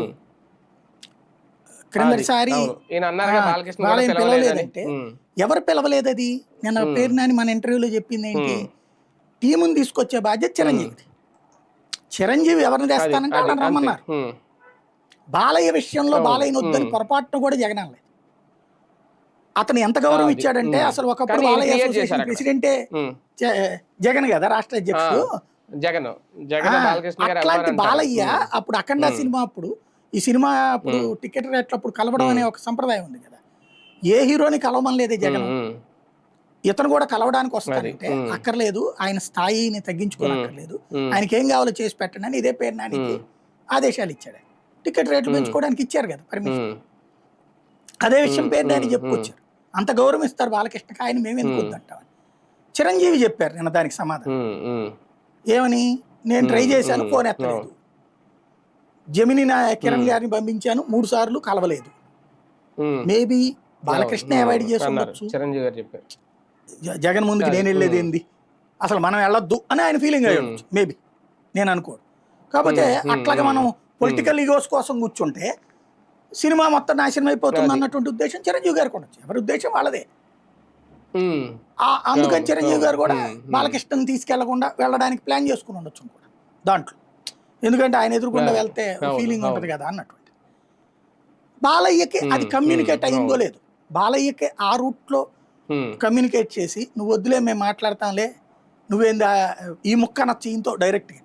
చిరంజీవి ఫోన్ చేసి ఆడి ముందుకు నువ్వెందుకులే అనొచ్చు, మాకు తప్పట్లేదు అని. అది వీళ్ళిద్దరి మధ్యనే ఉండేది విషయం. కానీ అక్కడ తేడా వచ్చిందల్లా ఆ పాయింట్ దగ్గర. బాలయ్యని అప్పుడు తీసుకెళ్ళకపోవడం ఒక ఎత్తు. మొన్న ఏదో ఈ ఫెడరేషన్ వాళ్ళ సమ్మెప్పుడు కూడా ఏదో 9వ పేరుగా పెట్టారంటే బాలయ్య కోపం వచ్చింది. అది కూడా నేను ఆయన చెప్పుకొచ్చాడు కదా, అప్పుడే కాదు అవమానం ఇప్పుడు కూడా. అంటే బాలయ్య తనని పిలవకపోవడం అంటే వాస్తవంగా చెప్పాలంటే ఎన్టీ రామారావు గారి వారసుడు నెంబర్ 1, నెంబర్ 2 వీళ్ళందరిలో సీనియరేగా. చిరంజీవి గారికి అంటే సీనియర్ కదా బాలయ్య లెక్కనైతే. చిన్నప్పటి నుంచి సినిమాల్లో నటించారు. చిరంజీవి గారి సినిమాల్లోకి వచ్చి మొదట్లో విలన్ పాత్రలు అవి వేసి ఆ తర్వాత హీరో అయ్యారు. కానీ బాలయ్య ఎప్పుడో వీరబ్రహ్మేంద్ర స్వామి చరిత్రల దగ్గర నుంచినే చిన్నతనం నుంచినే హీరోగా చేసినోడు కదా, సీనియర్ మోస్ట్ హీరోగా ఆయన. కాబట్టి అతనికి ఆ ఫీలింగ్ ఉంటుంది. ఇంత పెద్దోడిని ఇప్పుడు వీళ్ళందరూ ఏమంటారు సినీ పెద్ద అని చిరంజీవిని అంటే నీకు మండుతూ ఉంటుంది మేబీ. ఎందుకంటే సీనియర్ అందరికంటే సీనియర్ కదా పెద్ద. అట్లాంటప్పుడు నేను కదా పెద్దోడిని అనే ఫీలింగ్ ఉండొచ్చు. ఈయన సీనియారిటీని గుర్తించకుండా చిరంజీవి సీనియర్ అంటే ఎట్లా అంటారనే కోపం ఉండొచ్చు ఆయనకి. అది కూడా వాళ్ళ సభలో అక్కడ కొన్ని ప్రతిపక్షం వాళ్ళందరినీ ఇంకా గట్టికిచ్చుండేవారేమో కామినేని గారు కాబట్టి ఆ యాంగిల్ చెప్పారు. సరే, ఇక్కడ ఇంకొక విషయం ఈ అంశంలో ఒకసారి ఫైనల్ గా కామినేని గారు ఈ మాటల సందర్భంగా ఎవరిని మెప్పించడానికి ఏకంగా గౌరవనీయులైన డిప్యూటీ స్పీకర్ రఘురామకృష్ణ గారి గురించి ఆయన ఒక మాట మాట్లాడారు. ఆ లిస్ట్ లో బాలకృష్ణ గారు వీళ్ళెవరు లేరు. 4 ఏళ్ళు మీ నియోజకవర్గంలో మీరు ఎంటర్ అవ్వలేకపోయారు. అంటే మామూలుగా కాదు, మాస్కులు వేసుకుని దొమ్మి ఇంకా కేసు కూడా ఉండదు, ఒక 100 మంది వచ్చి చంపేశారు. మీరు వెళ్ళలేని పరిస్థితి. 4 ఏళ్ళు వెళ్ళగలిగారా? ఒక ఎంపీని కింద పడుకోబెట్టి, కింద అంటే టేబుల్ మీద పడుకోబెట్టి కాళ్ళు పందిని పైకి ఎత్తినట్టు కాళ్ళు పైకి ఎత్తి పెట్టి, కింద అంటే టేబుల్ మీద పడుకోబెట్టి కాళ్ళు పందిని పైకి ఎత్తినట్టు కాళ్ళు పైకి ఎత్తి ఇంతంత పెట్టి, కింద అంటే టేబుల్ మీద పడుకోబెట్టి కాళ్ళు పందిని పైకి ఎత్తినట్టు కాళ్ళు పైకి ఎత్తి ఇంతంత పొడుగు లెదర్ ఆటలతో పెట్టి కొట్టి చూసి ఆనందించారు అధ్యక్ష. సార్ ఇది రఘురామకృష్ణరాజు గారిని ఉద్దేశించి ఇది కూడా ఒక రకంగా సీన్ క్రియేషన్ అన్నట్టే, రీక్రియేషన్ అన్నట్టే చెప్పారు. అంటే ఇది ఆయన ఆయన ఆయన మనసులో ఏదో ఏదో ఉంది అని అనిపిస్తుంది, ఎవరినో మెప్పు పొందడానికో ఏదో అని. ఎందుకు కామినేని గారు ఇంతగా ఇవన్నీ నిన్న తెలుగుదేశం కార్యకర్త, ఆయన ఒకప్పుడు తెలుగుదేశం నాయకుడు కైకలూరులో, తెలుగుదేశం నాయకుడు కైకలూరులో, తెలుగుదేశం టికెట్ కైకలూరులో ఈయనకి ఇవ్వకపోవడం భారతీయ జనతా పార్టీకి వెళ్ళాడు ఆయన. కూటమిలో అయితేనే సీట్ వస్తుంది అన్న ఉద్దేశంతోనే కూటమిలో ఉన్నాడు ఆయన. ఈ చంద్రబాబు గారు ఆయన గుండెకు వచ్చి చూస్తే చంద్రబాబే కనబడతారు, రెండవ పక్కన వెంకయ్యనాయుడు గారు కనబడతారు. త్రూ వెంకయ్యనాయుడు గారి ద్వారా పోటీ సంపాదించుకున్నాడు ఆయన. ఇప్పటికి కూడా మీరు చూడండి, గత 2019-24 మధ్యలో కామినేని ఎక్కడైనా బీజేపీ మీటింగ్లో కనబడ్డా, మోడీ మీటింగులో కూడా కనబడ్డాడు ఆయన. కేవలం మళ్ళీ ఎలక్షన్స్ ముందు ఆయన ఒకే ఒక్క మీటింగ్లో కనబడేవాడు, వెంకయ్యనాయుడు గారి మీటింగ్. వెంకయ్యనాయుడు గారిని రిసీవ్ చేసుకోవడం, వెంకయ్యనాయుడు గారికి సెండ్ ఆఫ్ ఇవ్వటం, వెంకయ్యనాయుడు గారి ప్రోగ్రాంల దగ్గర ఆయన బొమ్మ కనబడేది, పోస్టర్లో, హోర్డింగ్స్, ఇంకెక్కడా కనబడదు. ఆయన బీజేపీ కార్యకర్త, బీజేపీ నాయకుడి కంటే కూడా వెంకయ్యనాయుడు గారి అనుచరుడు, అయినా తెలుగుదేశం కార్యకర్త. అదే ఉంటుంది ఆయనకి. ఆయనకేం బీజేపీ మీద పెద్ద ప్రేమ ఉండదు, ఏముండదు. ఈ మధ్యన కొంచెం ఇబ్బంది కూడా అయ్యి ఉన్నట్టు, ఎందుకంటే మంత్రి పదవి ఇవ్వలేదు. ఇదివరకు క్రిందటిసారి అయితే అధినాయకత్వంతో వెంకయ్యనాయుడు గారు అక్కడ కేంద్ర మంత్రిగా ఉన్నారు కాబట్టి ఈయన మంత్రి పదవి ఇప్పించారు. ఈసారి అధినాయకత్వం అడిగితే సత్యాకి ఇచ్చారు కానీ ఈయనకి ఇవ్వాల. ఈయన మేబీ ఎక్స్పెక్ట్ చేస్తున్నాడు రేపు మంత్రి పదవి కావాలని. మళ్ళీ ఏదైనా రేపు లోకేష్ సీఎం అయితే మంత్రివర్గం మారుతుంది, అప్పుడు నాగబాబు రావాలి, ఇటు కామినేని రావాలని కోరుకుంటున్నారు గట్టిగా, బలంగా. అవి నడుస్తుండొచ్చు. అంటే ఈ మధ్యన ఎవరు కొంచెం పొగిడినా మంత్రి పదవి కోసం, మొన్న ఆయన కోటమిరెడ్డి సీతారెడ్డి గారు పాపం ఈ మధ్యన ఎక్కువ పొగుడుతూ ఉంటారు ఆయన, లోకేష్ గారిని వీళ్ళందరూ. అప్పుడు ఆయన ఓపెన్ గానే అంటున్నారు కదా చాలా మంది జర్నలిస్టులు ఇంటర్వ్యూల్లో, మీకు మంత్రి పదవి ఖాయం, బాగా పొగుడుతున్నారు, బాగా డప్పు కొడుతున్నారు. ఇప్పుడు ఈయన ఏకంగా సభలోనే నిన్న అంటే జగన్ ని టార్గెట్ చేసి ఇలా మేబీ ఆ మంత్రి పదవి మీద ఏమన్నా అబ్జర్వ్ చేస్తే రాష్ట్రంలో 2 సెక్షన్స్ ఉన్నాయి, Jagan pro, Jagan anti. Jagan anti team అంతా కూడా ఇది ఎట్లా ఉంటుందంటే, సింపుల్ ఈజీగా అర్థమయ్యే భాషలో చెప్పాలంటే, మనకి మన ఇంటి పక్కన అమ్మాయి కొంచెం అందగెత్తా, మనకంటే మనదితే కొంచెం దాన్ని ఏమంటారు చామంచాయ, అమ్మాయి కొంచెం కళగా ఉంటుంది, కొద్దిగా ధనవంతురాలు, స్టేటస్ ఉందనుకోండి. కామెంట్ ఎట్లా చేస్తుంటే, ఇప్పుడు వీళ్ళు వచ్చి అసలు దానికంటే బాగుంది, అమ్మాయి చాలా బాగా ఎంజాయ్ చేస్తుంది, మంచి లైఫ్, వాళ్ళ భర్తకి చాలా ఇదిగా ఉంటుందని ఎవరన్నా అన్నారనుకో, వీళ్ళు ఈర్ష్యతో ఏం మాట్లాడుతుంది అంటే, నువ్వు అట్టా చూసావా, మేము ఎడే చూస్తున్నాంగా దాని కథలో, ఆడెవడో పొద్దున వస్తాడు, ఒకటి సాయంత్రం వస్తాడు, ఒకటి మధ్యాహ్నం వస్తాడు అంటే, వాళ్ళు ఏ పాలోడవచ్చు, కూరలోడవచ్చు, ఇది అవ్వచ్చు. ఈ రెండో వినేవాళ్ళు అట్లా అడగరు కదా, అంటే పొద్దున వచ్చేది పాలోడా అంటే అవును అనొచ్చు, వాళ్ళు అడగరు. ఓహో అయితే అది అట్లాంటిది కావచ్చు అని ఓ సైకలాజికల్ గా ఫీల్ అయిపోతారు. ఇక అప్పటి నుంచి అమ్మాయిని చూసినప్పుడు ఆ కోణంలోనే కనబడుతుంది. చంద్రబాబుని ప్రేమించే వాళ్ళందరూ జగన్ ఆ రూపంలోనే చూస్తారు. చంద్రబాబు చేసింది రైట్ అని చెప్పడం కోసం జగన్లో 100 లోపాలు ఎత్తుకుతారు. ఇది కామన్ గా జరిగేది. అందులో సీనియర్ పోస్ట్ జగన్ అంటే నరనరాన కోపం ఉండే వాళ్ళలో నెంబర్ 1. లోకేష్కి చంద్రబాబు కూడా అంత ఉండదు ద్వేషం. మీరు చంద్రబాబుని అపారంగా ప్రేమించే వాళ్ళకి జగన్ అస్సలు నచ్చడండి. ఎందుకు అంటే దానికి రీజన్ ఉంది. చంద్రబాబు నాయుడు నానా తిప్పలు పడ్డాడు, పార్టీని అటు కాంగ్రెస్లో నుంచి తెలుగుదేశంలోకి రావడం, ఎన్టీఆర్ గారి మెప్పు పొందడానికి రకరకాల ప్రయత్నాలు చేయడాలు, ఆ పైన పార్టీని తను తీసుకోవడానికి, ఆ తర్వాత కూడా స్ట్రగుల్స్ బోల్డ్ అన్ని జరిగినాయి. అవన్నిటి ఫేస్ చేసి చేసుకొచ్చాడు. అసలు ఆయనకి తిరుగులేని రాజకీయం అని వీళ్ళందరూ సంతృప్తి పడ్డారు. ఎందుకు? అవతల కాంగ్రెస్ ఏమో అధినాయకత్వం ఒక దిక్కుమాలిన పద్ధతిలో ఉంటుంది, వాళ్ళతో పెద్ద ఇష్యూ కాదు. అదే ఇది వచ్చేటప్పటికి ఇక అసలు ఆయనకి తిరుగులేదు ఇక రాష్ట్రంలో అనేటటువంటి సిచ్యువేషన్లో రాజశేఖర రెడ్డి వచ్చాడు. రాజశేఖర రెడ్డి లేకపోతే అవును. చంద్రబాబు అప్రతిహతంగా సీఎం అయ్యేవాళ్ళు. వెస్ట్ బెంగాల్లో జ్యోతి బసు లాగా, ఇప్పుడు మమతా బెనర్జీ లాగా ఆగకుండా సీఎం అయ్యేవాడు. కానీ ఎందుకని కాంగ్రెస్ పద్దాక ముఖ్యమంత్రిని మారుస్తుంటది, అదో పెంట పార్టీ అది, దాంతో చిరాకు వాళ్ళకి జనాలకి. ఇక్కడ అలాంటి దాన్ని అడ్వాంటేజ్ గా తీసుకున్నారు చంద్రబాబు. రాజశేఖర రెడ్డి వచ్చాక అతనే రాకపోతే ఓటం ఉండేది కాదు చంద్రబాబు. అతను మొదటిసారి పిసిసి చీఫ్ ఈ హోదాలో ఉన్నటువంటి సందర్భంలో ఓడిపోయాడు. అప్పుడు ఏది ఉచిత విద్యుత్ అవన్నీ తీసుకొచ్చాడు కదా, తీసుకొచ్చినా ఓడిపోయాడు. కానీ 26 సీట్ల నుంచి 90 సీట్లకి వెళ్ళింది కాంగ్రెస్. అప్పుడు ఫస్ట్ పీజీఆర్ ఉన్నప్పుడు 26 కదా, అంటే ఎన్టీ రామారావు 94లో గెలిచినప్పుడు 26 సీట్లే కాంగ్రెస్కి. ఆ స్టేజ్ నుంచి 90 దాటిచ్చాడు ఏది రాజశేఖర రెడ్డి. అందుకనే రాజశేఖర రెడ్డికి సిఎల్పి ఇచ్చాడు. సిఎల్పి తీసుకున్నప్పుడు పిసిసి చీఫ్ గా డిఎస్ కేకే ఇట్లాంటి వాళ్ళు ఉండేవాళ్ళు కదా, వాళ్ళ వల్ల ఏమన్నా ఇబ్బంది అయిందా చంద్రబాబుకి? డిఎస్ వల్ల, కేకే వల్ల, విహెచ్ వల్ల ఏం ప్రాబ్లం లేదు. వాళ్ళని ఎట్లా మేనేజ్ చేయాలి నీకు తెలుసు. మేనేజ్ కానోడెవడు, ఆట ఆడుకున్నోడెవడు? రాజశేఖర రెడ్డి. చివరికి రాజశేఖర రెడ్డి సీఎం అంటే అక్కడి నుంచినే చంద్రబాబుకి దెబ్బ బిగినైంది. రాజశేఖర రెడ్డి సీఎం అయ్యాక 2 సార్లు ఓడిపోయారు చంద్రబాబు, ఎత్తులకి పై ఎత్తులు వేసుకొచ్చారు.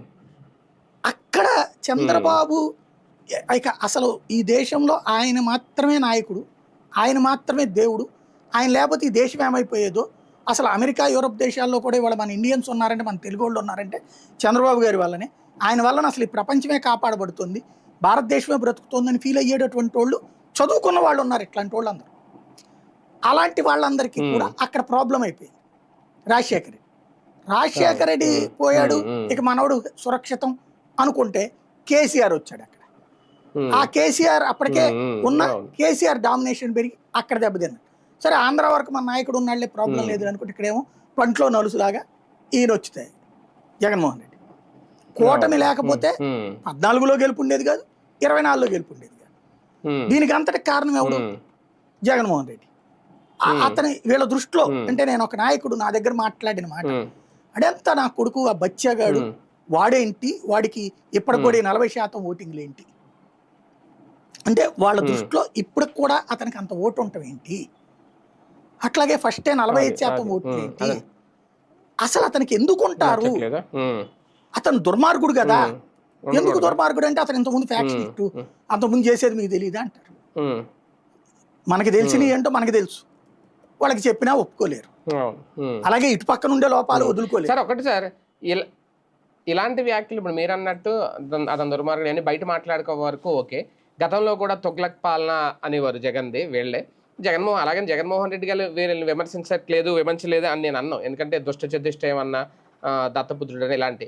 కానీ ఒక అసెంబ్లీ సాక్షిగా నిన్న బాలకృష్ణ గారు ఒక మాజీ ముఖ్యమంత్రిని సైకో గాడు అనడం, అది అంటే ఆ వేదిక దుష్ట చతుష్టయం లాంటి పదాలలో ఎక్కడ అది విమర్శ అవుతుంది, లేదా దుర్మార్గ పాలన, రాక్షస పాలన, ఇవన్నీ విమర్శ అవుతుంది.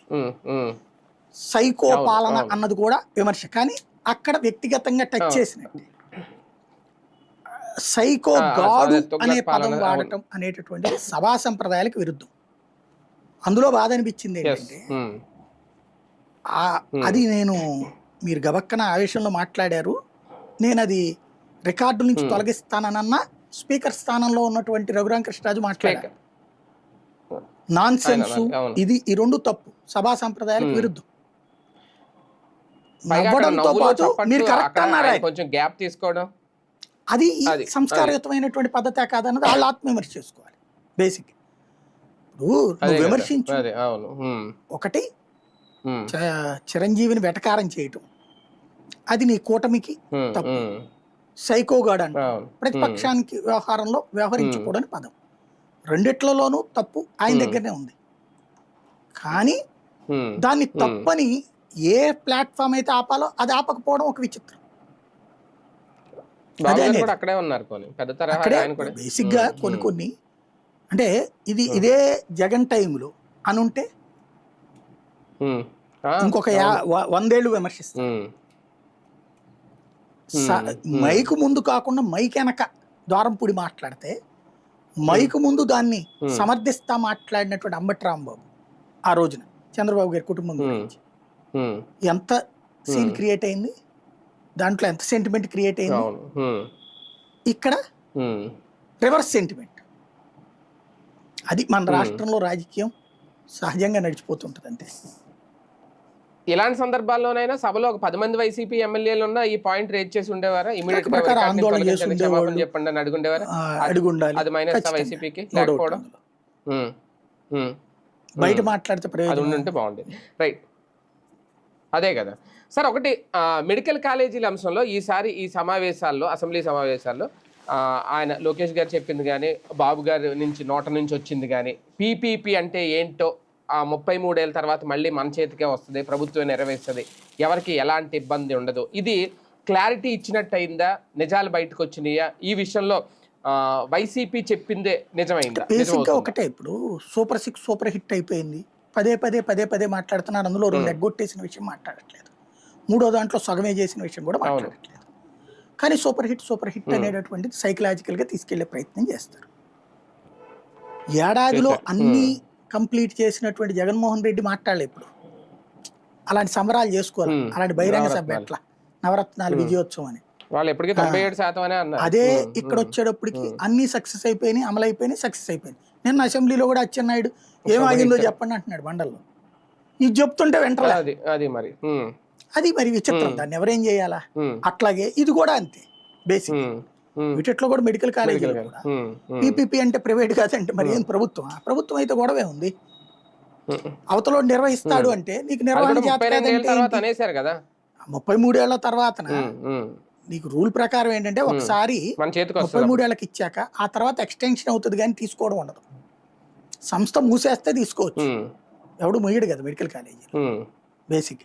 అవి కూడా ఇంజనీరింగ్ కాలేజీ లాగా తయారైపోయి కుప్పలు తెప్పలు అయిపోతే అప్పుడు మూసుకుంటారు మేబీ. ఒకటి, నరేంద్ర మోడీ అనేటటువంటి ఆయన కరోనా టైంలో అనుభవించిన సమస్య, జగన్మోహన్ రెడ్డి ఆంధ్రాలో అబ్జర్వ్ చేసిన సమస్య, ఈ రెండిటికి పరిష్కారమే ప్రభుత్వ వైద్య కళాశాల. ఎందుకని? కరోనా వచ్చినప్పుడు ప్రైవేట్ హాస్పిటళ్ళు చేతులు ఎత్తేసి లేదా లక్షల ఫీజులు తీసుకున్నాయి. ఒక హాస్పిటల్లో 4 లక్షల రూపాయలు పెట్టి జాయిన్ అవ్వాలి, చచ్చిపోతే సంబంధం లేదు రాసి న్యాచురల్ డెత్ అని మేము సర్టిఫికేట్ ఇస్తామని చెప్పి. ఇంకొక హాస్పిటల్లో అయితే బెడ్లు ఎన్ని బెడ్లు ఉన్నాయో అన్ని బెడ్లు కూడా ధనవంతులకి రిజర్వ్ చేశారు, 10 లక్షల రూపాయలు కట్టేసేసుకున్నారు. అది రిటర్న్ ఇవ్వరు, వాడికి రోగం వస్తే హాస్పిటల్లో చేరు, లేకపోతే ఆడి తరపున ఎవరన్నా చేర్చుకోవచ్చు, వాడి తరపున ఎవరన్నా చేర్చుకోవచ్చు. 10 లక్షలు మాత్రం తీసేసుకున్నారు. వాళ్ళు చావు బతుకులు భయంతో కట్టిన వాళ్ళు ఉన్నారు హైదరాబాద్ లో బోల్డ్ హాస్పిటళ్లలో. అట్లాగే మన రాష్ట్రంలో హాస్పిటల్లో 2 లక్షల నుంచి 3 లక్షల తీసుకున్న వాళ్ళు ఉన్నారు ప్రైవేట్ హాస్పిటల్లో. ప్రైవేట్ హాస్పిటల్ ఎవడన్నా ఫ్రీ ట్రీట్మెంట్ ఇచ్చాడా? ఆరోగ్యశ్రీ పనిచేసింది ఆ రోజున? లేదే.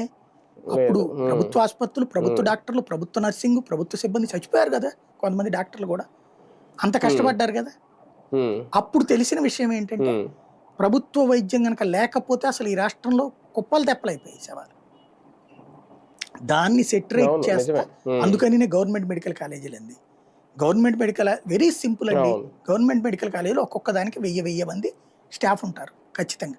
కాలేజీ హాస్పిటల్ కలిసి హాస్టల్ కలిపితే 1500 తక్కువ ఉంటారు. ఇంత చేసుకుంటే 17కి ఎంతమందికి ప్రభుత్వ ఉద్యోగాలు వస్తాయి? 25-30 వేల ప్రభుత్వ ఉద్యోగాలు వస్తాయి, పర్మనెంట్ ఉద్యోగాలు వస్తాయి. పండగ చేసుకోవచ్చు జీవితాలు వాళ్ళ కుటుంబాలు. అది పోగొట్టాం.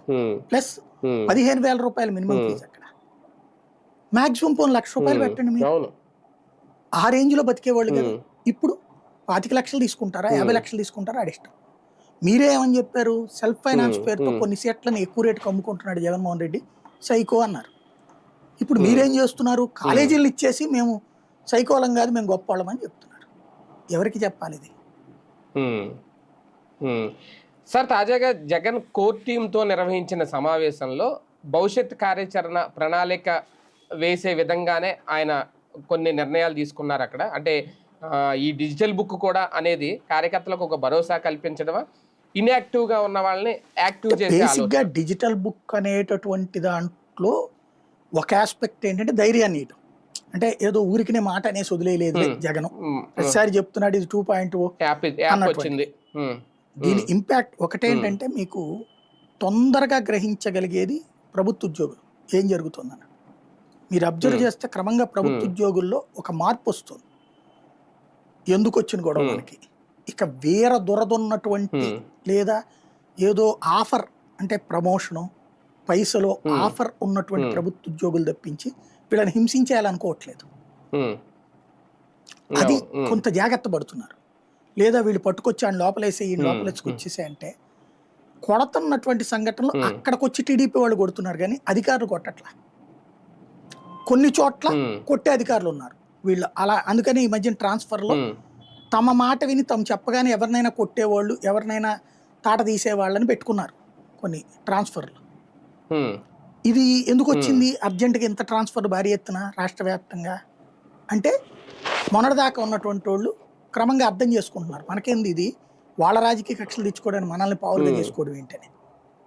వాళ్ళందరిని అకస్మాత్తుగా తీసేసి ఇప్పుడు ఐపీఎస్లు మారిపోయారు కదా, వీళ్ళందరూ కూడా చెప్తుంది ఏంటి రాజకీయ పాలననే కదా. కాబట్టి కథ మారుతోంది క్రమంగా. అది అతని వార్నింగులతో మిగిలింది. ఏదో మాట్లాడతాడు వదిలేస్తాడు అనుకోవడానికి లేదు. జగన్ అనేటువంటి వాడు అన్నాడంటే వదిలిపెట్టాడు అనే ఫీలింగ్ ఉంటుంది కదా. అయితే అంత మాత్రాన కేడర్ అంతా రివర్స్ వచ్చేస్తారా రిటర్న్ వచ్చేస్తారా అంటే గ్యారెంటీగా ఉన్నటువంటి వాళ్ళకు ధైర్యం. ఇప్పుడు ఎవడో దొంగ కేసు పెడుతున్నారు, లేదా వీళ్ళు మాట్లాడిన దాని గురించి ఇంకొక కేసు పెడుతున్నారు. లోపల ఉన్నంతసేపు వాళ్ళు రగులుతూ ఉంటుంది. ఇప్పుడు రేపు మనం బయటికి వెళ్తాం గ్యారెంటీ, ఏమి ఊరేసేయరు కదా వీళ్ళని. తర్వాత మనకి టైం వచ్చినప్పుడు మాత్రం ఈయన వదిలిపెట్టకూడదు. ఒక్క ఆస్పెక్ట్లో ప్రాబ్లం వల్ల ఏంటంటే ఇప్పుడు మొన్న విజయం సాధించాక వీళ్ళు ఒక 3-4 నెలల పాటు జరిగినాయి చూడండి విధ్వంసాలు, ఇళ్ల మీదకి వెళ్ళి దాడులు చేయడం అట్లాంటి, అవి ఎంత దారుణంగా ఉంటాయో అనేటటువంటి భయం మాత్రం ఉంది. కాకపోతే జగన్కి రాడు జీవితంలో అనేది లోకేష్, చంద్రబాబు, పవన్ కళ్యాణ్ నమ్మకం. 15 సంవత్సరాలు రాడు, ఇక ఆ తర్వాత అతని రాజకీయ జీవితం ముగిసిపోయిందని. కాబట్టి జగన్ బెదిరింపులు వీళ్ళు భయపడట్లా. తెలుగుదేశంలో ఉన్నటువంటి సీనియర్లు, జనసేనలో ఉన్న సీనియర్లు కూడా భయపడట్లా.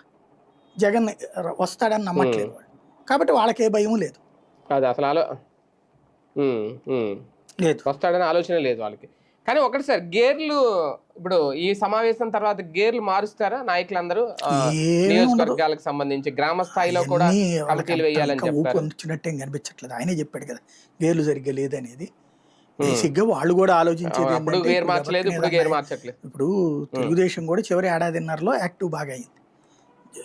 యువగళం పాదయాత్ర లేకపోతే శాంతం పడుకుని ఉండేది. అది ఆ లోకేష్ మూలంగా కాస్త అడవి బిగిన్ అయ్యేటప్పటికి ఆ తర్వాత ఒకళ్ళకొకళ్ళు యాడ్ అవ్వడం బిగిన్ చేశారు. అందులో లోకేష్ హామీలు ఇస్తూ ఉంటాడు. కాబట్టి ఇప్పటి నుంచినే కూర్చుని 4 ఏళ్ళు 3.5 ఏళ్ళు ఎవడగొట్టుకుంటాడు. ప్రస్తుతానికి ఎవడికాడు నిదానంగా చూస్తుంటాడు. ఇంకొక ఏడాదిన్నర అయ్యి ఈలోపు ఇప్పుడు ఈ రైతుల ప్రాబ్లమ్స్ లాగాను, లేకపోతే ఈ మహిళలకి డబ్బులు ఏమి రాకపోవడం, అసంతృప్తి పెరిగింది అనుకోండి జనాలు, అప్పుడు పెరిగిపోద్ది. జగన్కి అడగక్కర్లా, సంఖ్య పెరుగుతుంది. అంటే ఆ ప్రయత్నం కూడా వీళ్ళు చేసే ఉపయోగం లేదంటున్నాను. వెళ్ళి మహిళ దగ్గరికి అడిగారు లేదా, అలా చూద్దామన్నా ఇస్తారేమో, మన కూడా అది కూడా లేట్గా ఇచ్చారు కదా, ఓ ఏడాది తర్వాత ఇచ్చారు కదా తల్లికి వందనం, ఇట్లాగా అనుకుంటున్నారు వాళ్ళు. అది కానీ సార్ పీపీపీ విషయంలో జగన్మోహన్ రెడ్డి గారు ఒక క్లారిటీ అయితే ఇచ్చారు. రేపు పొద్దున్న వస్తే కనుక ఈ మెడికల్ కాలేజ్ సమయం పీపీ విధానంలో అవి రద్దు చేస్తాను. అదే క్లారిటీ అమరావతి రాజధాని విషయంలో ఓకే సజ్జల గారి నోటి నుంచి వచ్చింది, కానీ జగన్ గారి నోటి నుంచి ఇక్కడ ఇచ్చిన క్లారిటీ అక్కడ అదేం పీపీపీ కాదు కదా. పీపీపీ నువ్వు పెడతానని నేను తీస్తానని చెప్తాను. అమరావతిలో ఏముంది? అమరావతిలో ఏమంటున్నాడు జగన్మోహన్ రెడ్డి? అక్కడ అంత 1,00,000 కోట్లు ఎందుకు పెట్టడం అంటున్నాడు. ఇప్పుడు అది మానేసి పర్లేదు 1,00,000 కాదు 10 లక్షల కోట్లు పెట్టి అంటాడా? అప్పుడు ఆయన కోర్ టీం ఆయన వదిలేస్తుంది. జగన్ ఉద్దేశం ఏమే అక్కడ అమరావతిలో ఇప్పుడున్న 29 గ్రామాలు బాగుపడిపోవాలి అద్భుతంగా, అక్కడ 1,00,000 కోట్లకి 2,00,000 కోట్లకి వెళ్ళాలని కాదు అతని ఉద్దేశం. సజ్జలు చెప్పింది కరెక్ట్ కదా, విజయవాడ గుంటూరు మధ్యలో డెవలప్ చేసుకురావాలన్నటువంటిది అది అతని ఉద్దేశం. ఆ విషయాన్ని ఎక్స్ప్లెయిన్ చేయడానికి ఏముంటది, ఇంక ఎలక్షన్స్ అప్పుడు మాట్లాడుకోవాలి అది.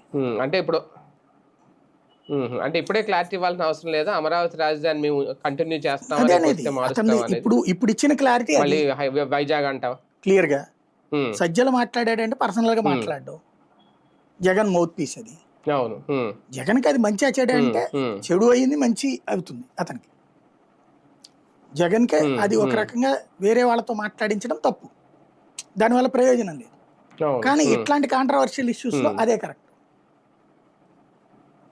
అంతేనా?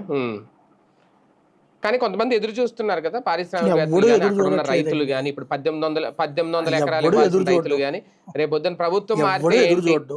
చంద్రబాబు అనేది. ఉంటే ఓ 25-30 ఏళ్ళకన్నా బాగుపడద్ది, చంద్రబాబే కంటిన్యూగా ఉంటే బాగుపడద్దు అనుకుంటారు ఆయన నమ్మేవాళ్ళు. ఉమ్, జగన్ వస్తే బాగుండు, ఇతర ప్రాంతాలు ఈ 2 ప్రాంతాలు బాగుపడితే బెజవాడ గుంటూరు చేస్తారనేది ఈయన నమ్మేవాళ్ళు నమ్ముతారు. అంతే తప్పించి ఈయన చెప్తే ఇది అనేటటువంటిది వాళ్ళు ఏం తెలుగుదేశం నమ్మేవాళ్ళు ఎవరు కూడా జగన్ అసలు అధికారంలోకి వస్తాడనే నమ్మట్లేదు వాళ్ళు. ఈయన వచ్చి అమరావతిని పాడు చేస్తాడని వాళ్ళు ఎందుకు అనుకుంటారు? ఉండదు అది. ఉమ్, ఉమ్, ఉమ్. సార్, ఫైనల్గా నరేంద్ర మోడీ ప్రభుత్వం తీసుకున్న నిర్ణయం GST 2.0, ప్రతిపక్షం చేస్తున్న విమర్శ గబ్బర్ సింగ్ ట్యాక్స్ అనో, లేదంటే ముందు ₹5 వసూలు చేసి ఇప్పుడు ₹2 తిరిగిస్తున్నారనో, ఇది ఒక పదునైన అస్త్రం అవుతుందా రేపొద్దున్న? ఇదే ప్రతిపక్షానికి విమర్శ జనాలు చూస్తున్నారు కదా, ఎవడన్నా ఏమైనా మాట్లాడుతున్నారా? ఎవడో ఇప్పుడు భారతదేశం స్వతంత్రం వచ్చాక పన్నులు పెరిగినాయి కానీ ఎప్పుడు తగ్గలేదు. ఇన్కమ్ ట్యాక్స్ అనేది కాంగ్రెస్ టైంలో పెరుగుతూ వచ్చింది కానీ తగ్గలేదే. మోడీ వచ్చిన తర్వాతనే తగ్గింది ఇన్కమ్ ట్యాక్స్. ఇప్పుడు 12 లక్షల దాకా పన్ను కట్టక్కర్లేదు. వాస్తవంగా చెప్పాలంటే మిగతా 3 లక్షలు కూడా ఎగ్జామ్షన్, 15 లక్షల దాకా పన్ను కట్టక్కర్లేదు దగ్గరికి. అది ఇంతవరకు ఎవడు ఇవ్వలేదు. 70 ఏళ్లలో ఇవ్వాల, 77 ఏళ్ళు. కాంగ్రెస్ టైంలో 2.5 లక్షలే కదా ఎగ్జామ్షన్. మోడీ వచ్చాక 5 లక్షలు చేశాడు, ఈ దఫా ఏకంగా 12 లక్షలు చేశాడు, 15 లక్షల దాకా ఇచ్చాడు. ఇంతకంటే ఎవడు చేయగలుగుతాడు? ఇక అసలు పన్ను లేకుండా చేయడు కదా. రెండవది GST 4 స్లాబ్లు, అంత ముందే నుండే 18 రకాల పన్నులు ఉండే. 18 రకాలు కలిపితే ఈ ₹18 ₹28 కంటే ఎక్కువ ఉండేది. దాన్ని తగ్గించుకుంటూ వచ్చాడు. ఇప్పుడు ఇంకా కూడా తగ్గిస్తానని చెప్తున్నాడు భవిష్యత్తు. బేసిక్గా ఒకటి, జనాలకి రూపాయి పెరగడమే చూసిన వాళ్ళకి తగ్గడం, ₹4 చేతుల్లో మిగలడం అనేటటువంటిది సంతోషమే. అది స్పష్టంగా కనబడుతుంది. అది ఇదివరకు మామూలుగా కూరగాయల ధరలో, పాల ధరలో వాటంతటా తగ్గినప్పుడు ప్రభుత్వాల మీద ఫీలింగ్ ఉండదు. కానీ ప్రభుత్వం చర్య ద్వారా తగ్గినప్పుడు ఫీలింగ్ వస్తుంది ఆటోమేటిక్. దాంతోపాటు రూపాయి మిగులుతుండేటప్పటికి వచ్చిన ఒక్క టెంపర్ చూడండి. మొన్న 22వ తారీఖు కదా ఇది బిగిన్ చేసింది. ఒక్క రోజులో 11 లక్షల కోట్లు సేల్స్ అయినాయి అట GST. ఏది ఓన్లీ ఆన్లైన్, ఏది మనీ ట్రాన్సాక్షన్స్ త్రూ దీని ద్వారా చేసింది, ఎలక్ట్రానిక్ మోడ్లో. అది UPI కావచ్చు, ట్రాన్స్ఫర్ కావచ్చు, డిజిటల్ మోడ్లో చేసిందే 11 లక్షల కోట్లు. అది కాకుండా ఇంకో 4-5 లక్షల కోట్లు ఉంటుంది కదంటే ఒక్క రోజులో 15-16 లక్షల కోట్ల బిజినెస్. ఎంత ఇది లెక్క చూడండి. అంటే పబ్లిక్ పాజిటివ్గా ఉన్నారు, నెగిటివ్గా ఉన్నారు. రైట్ రైట్ చూద్దాం. మొత్తానికి ఈ వారం కీలకమైన అంశాలు అయితే ఇవే. ప్రధానంగా ఆంధ్రప్రదేశ్ అసెంబ్లీలో అయితే ఇంకా ఆ వాడి చర్చ, ప్రతిపక్షం లేకపోయినా సరే ప్రజల దృష్టిని అటువైపు మరల్చే ప్రయత్నంలో కొన్ని అంశాలు అయితే ఇప్పుడు చర్చకు వస్తున్నాయి. అటు మండలంలోనూ కూడా అదే స్థాయిలో ఉంది. అలాగే దేశవ్యాప్తంగా ఉన్న రాజకీయాల్లో GSTకి సంబంధించి రేపొద్దున NDAకి ఎంతవరకు ఇది కలిసి వస్తుంది అనేది, ప్రతిపక్షాలు అయితే కాంగ్రెస్ లేదంటే INDA కూటమి అయితే విమర్శలకే ఎక్కువ ముందుకు వెళ్తుంది. దీనివల్ల ప్రయోజనం లేదని చెప్పే ప్రయత్నం అయితే చేస్తుంది. ఏం జరగబోతుంది భవిష్యత్తులో, ప్రజల నిర్ణయం ఎలా ఉంటుంది దీనికి సంబంధించి వేచి చూడాల్సిన అంశం. ఇది ఇవాల్టి వీకెండ్ విత్ జర్నలిస్ట్ సాయి.